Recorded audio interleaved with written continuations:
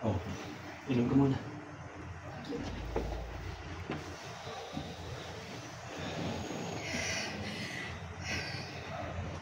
Grabe pala yung ginawa sa'yo ng pamilya ng asawa mo.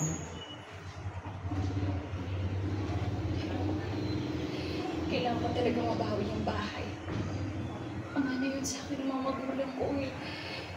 Hindi ko pwedeng hayaan na magpatayin sa kanila.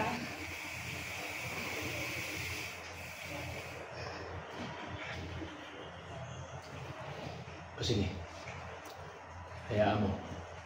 Tutulungan kita. Nan? Ano? Wala na akong pag-asa. Ano ko? Wala na akong pag-asa.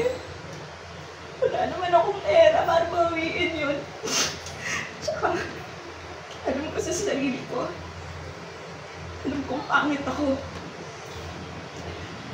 Alam ko, sobrang hirap na mabuhay na hindi ka maganda. Kasi wala naman akong kakampi.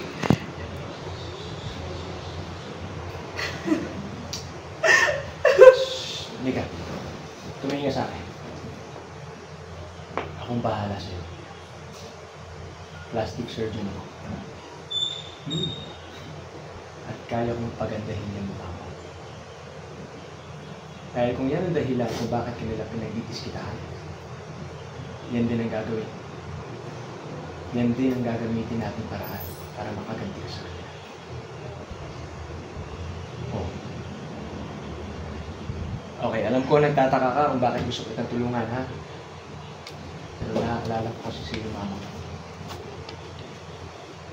Ganyan din.